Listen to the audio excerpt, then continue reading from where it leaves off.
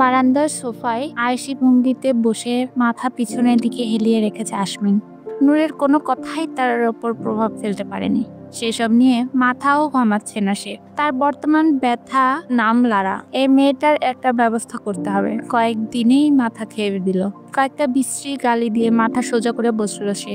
সামনেই কাচমুচো করে সানভি দাঁড়িয়ে। কি বুঝেছে এই ছেলেটাকে নিজে বিয়ে করেছে আজও মাথায় আসে না। কি বলবে বলো? আসমিনের গম্ভীর গলা শুনে ঢোক গিলল সানভি। ভয়ে ভয়ে বলল, ম্যামকে খুঁজে পাওয়া যাচ্ছে না স্যার। তড়াক করে বন্ধ চোখ খুলে ফেললো আসমিন। রক্তিম চোখে তাকাতেই কাঁপাকাঁপি শুরু হয়ে গেল সানভির। আসমিন নিজের ফোনে দৃষ্টি রেখে গম্ভীর গলায় বলল, নূর রুমেই আছে শান। অযথা আমার সময় নষ্ট না করে বাকি দিকটা সামলাও। আমি লারা ম্যামের কথা বলছি স্যার। সানভির তাড়াহুড়ো জবাব। বিরক্তিতে কপাল কুঁচকে গেল আসমিনের।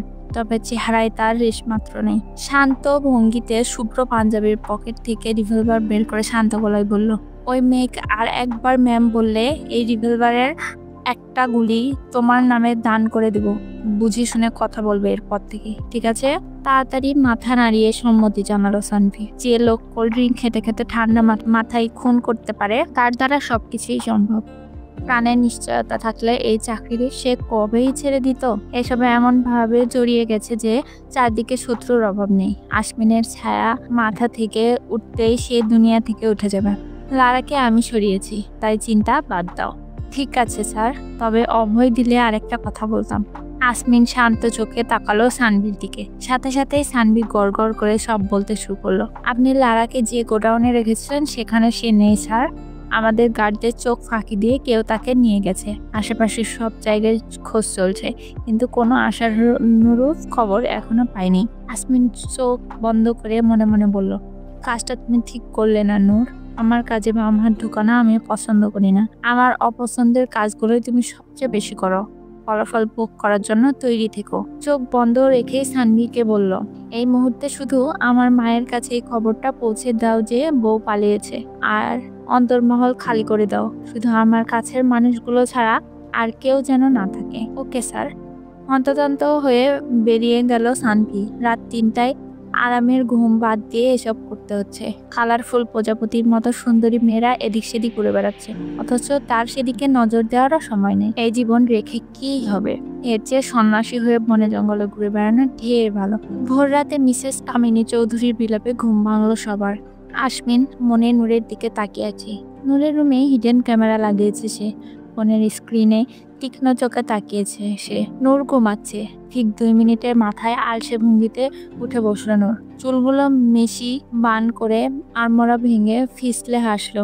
হেলে ধুলে এসে আসমিনের সেট করা ক্যামেরার সামনে দাঁড়িয়ে 2 ঠোঁট উঁচু করে চুপ শব্দ করে উচ্চস্বরে হেসে উঠল সে। আসমিন হাত মুষ্টিবদ্ধ করে রাগ সংবরণ করার চেষ্টা করছে। এই মেয়েটা এত বিধ্বংসী হলো কবে থেকে? নূর নিজের হাসি থামিয়ে চেহারা দুঃখী করে ফেললো। আফসোসের স্বরে বলল, আহারে, মন্ত্রী সাহেবের বউ পালিয়েছে বুঝি? এখন কি হবে? প্রেস মিডিয়া তো মন্ত্রী সাহেবকে বদনাম করে দিবে। আপনি চিন্তা করবেন না মন্ত্রী সাহেব, আমি কোনোভাবেই আপনাকে বদনাম হতে দেব না। আমি ওয়াদা করেছিলাম তো, আপনার বিপদে আপনার পাশে থাকবো। Look, I am here. Noor room থেকে বেরিয়ে যাওয়ার 10 মিনিটের মাথায় সমস্ত শোরগোল থেমে গেল। পুরো দমে বিয়ের প্রস্তুতি শুরু হয়ে গেল। বিশাল বাগানের মধ্যে বরের গোসলের প্রস্তুতি চলছে। এক সাইডে নূরের ব্যান্ড একের পর এক গান পারফর্ম করে যাচ্ছে। আজকে নূর এখনো স্টেজে ওঠেনি। সে আসমিনের আসার অপেক্ষায় আছে। তার পারফরমেন্স শুরু হবে আসমিন আসার পর। কয়েক মুহূর্ত পরে আসমিন উপস্থিত হলো বাগানে। শুভ্র পাঞ্জাবিতে রাজকুমারের মতো লাগছে তাকে। হলদেটে গায়ের সাথে পাঞ্জাবিটা অসাধারণভাবে মানিয়ে গেছে। তার তীক্ষ্ণ দৃষ্টি নূরের দিকে স্থির। নূর মাছি তাড়ানোর মতো হাত নাড়ল। আসমিন বাঁকা হেসে গোসলের জন্য নির্ধারিত জায়গায় গিয়ে দাঁড়াতেই মহিলারা তাকে আবারও হলুদ মাখিয়ে দিল। স্টেজে তখন শুভ বিবাহ গান বাজছে। আমজাদ চৌধুরী হাঁক ডাকে নূরকে বলল, এদিকে আইতো তেহজিব মা, আসমিনকে হলুদ লাগিয়ে দে। নূর শয়তানি হেসে হাত ভর্তি হলুদ নিয়ে এলো। নূরকে আসতে দেখে মহিলারা একপাশ হয়ে দাঁড়িয়ে গেল। আসমিন শান্ত চোখে নূরের দিকে তাকিয়ে। নূর আসমিনের মুখোমুখি দাঁড়িয়ে গুনগুন করে গান গাইতে লাগতো।